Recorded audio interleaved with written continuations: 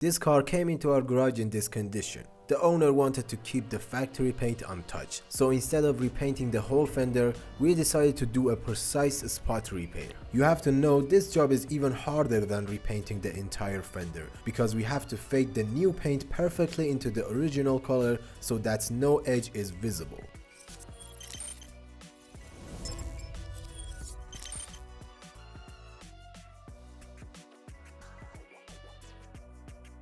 How's it going everyone? Welcome back to Carfix Garage. On this channel, I'll show you how to deal with your car stuff at home with the simplest tools. Before starting the job, I noticed a few uneven spots on the repaired surface. Those small high spots had to be fixed first to make sure the fender was perfectly smooth. Alright, we're taking a simple hammer and rod and gently tapping down these high spots.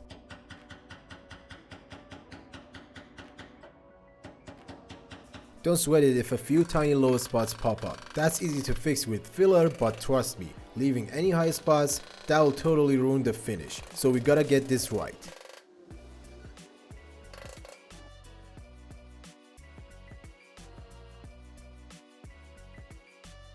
Grab an angle grinder and a wire cup brush. We're gonna clean up the surface and get rid of any rust before moving on.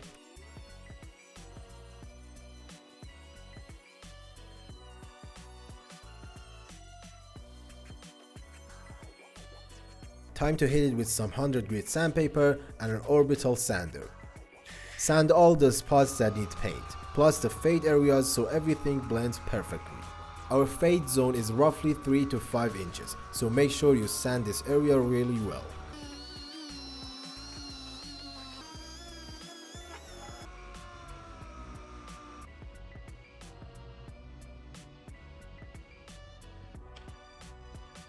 Now it's time for the body filler. Mix a small amount with the hardener and apply a thin, even layer over the surface. Don't worry about uneven areas yet. We'll applying a few more layers later. For now, the goal is just to fill in the deeper dents.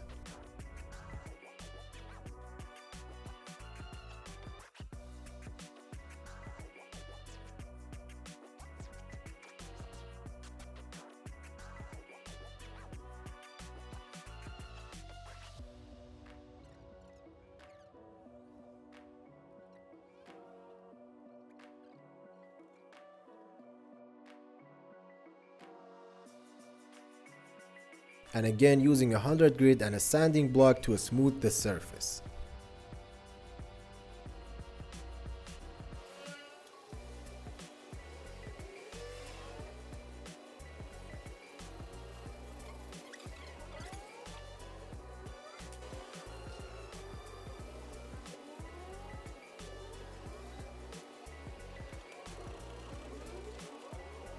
Let's apply the second layer.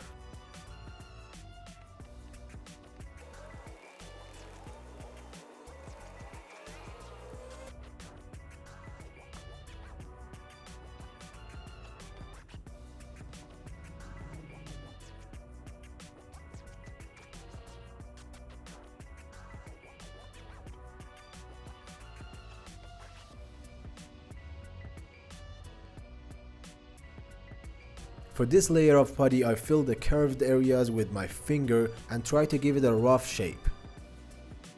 What we do in the putty stage is basically apply the putty in any way we can and then shape it with sandpaper.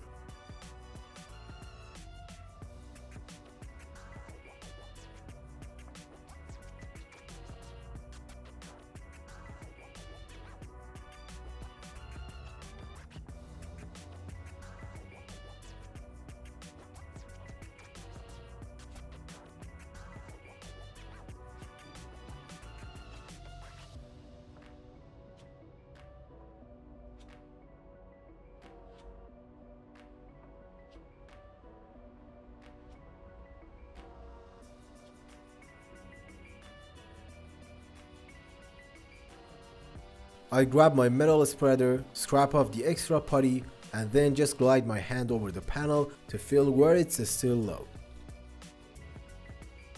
Let each coat of putty dry before moving on. I usually blast it with a heat gun to save time, and again using a 100 grit and a sanding block to smooth the surface. More sanding again, we have to make it very, very thin.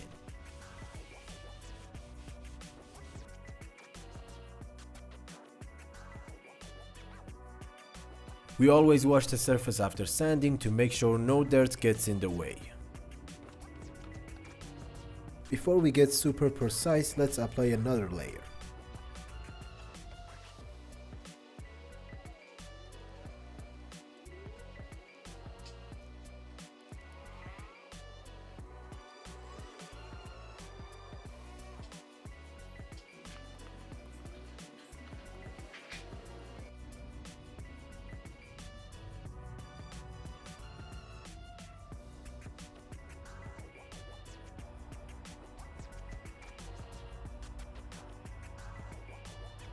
Now that we've got the general shape, it's time to use guide coat to really see the highs and lows. It's just a simple black powder. If you don't have it, spray some paint on the panel. Now by sanding we can easily spot the high areas, since the low areas still have some color left.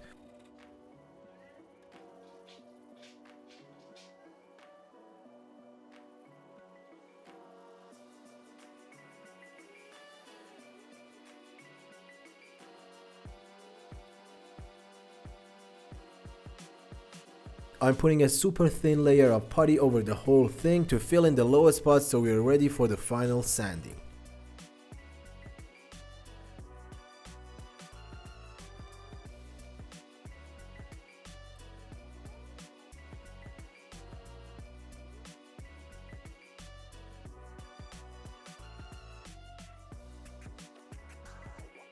For those high edges sticking out, I scrap them down and start sanding.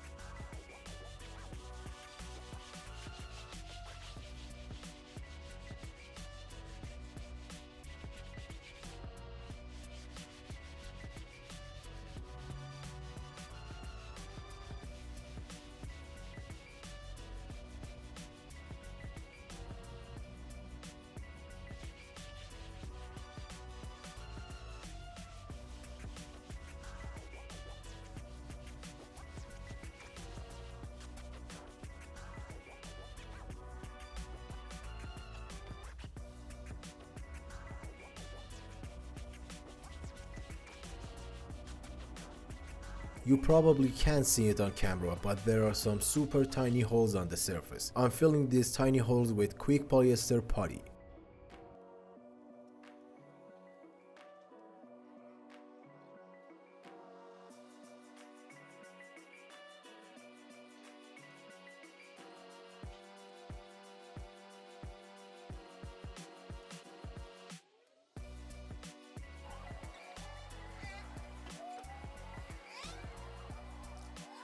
We are sanding again to make sure all the extra putty is gone and the surface is smooth.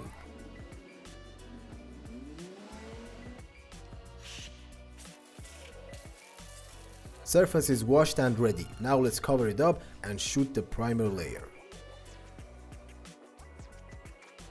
Combine the primer with half its amount of hardener. Then adjust the consistency with thinner using the 5-second technique.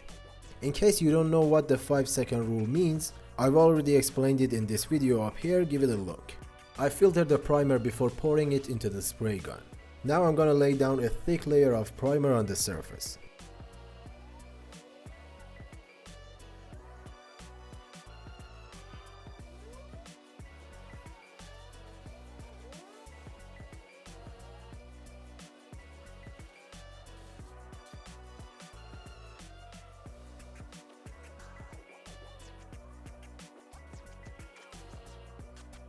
After this stage, if some imperfections are left, we'll fill them with quick dry putty.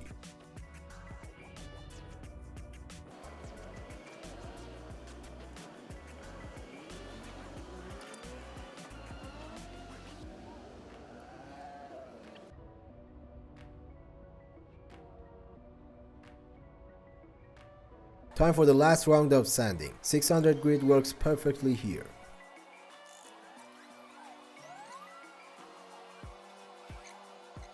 Always remember to sand the edges a little more in every stage.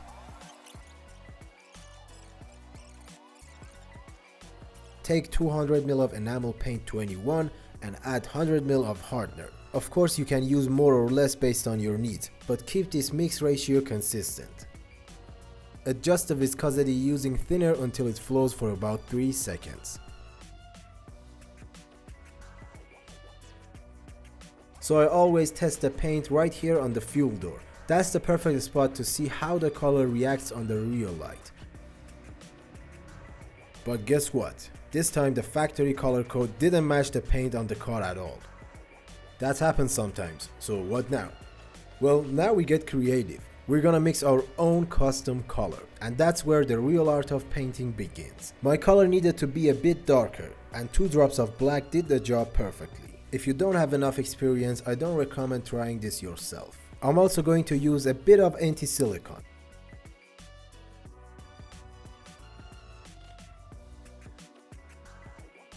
Before we start painting, we need to cover a few more areas. You might be wondering why we didn't cover these parts when we sprayed the primer. The reason is primer doesn't spread as much dust in the air, but paint is different, it produces a lot more mist. I sprayed the first coat with high PSI, a medium fan volume, and a low paint volume.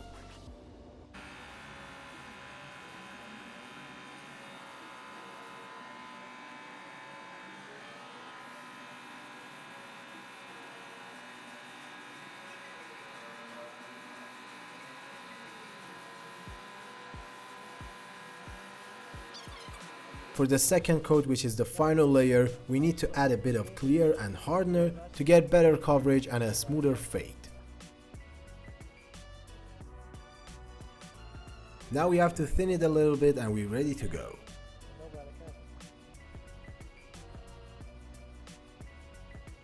Before spraying the second coat, wait about 5 minutes, then set up your spray gun like this. Increase the air pressure, fan volume is 1 turn from wide open, and paint volume roughly 2 turns from closed.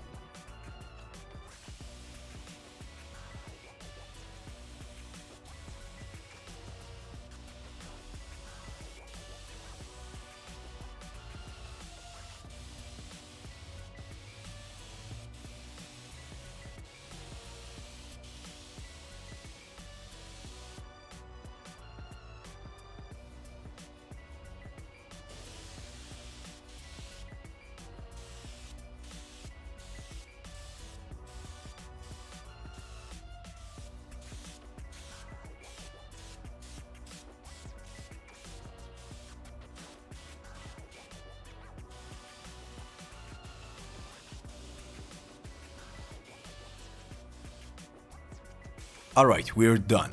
As you can see, the paint edges are still visible. After a few days we'll smooth them out with a combo of sanding and polishing. I've got a full tutorial for that in this video up here. Check it out.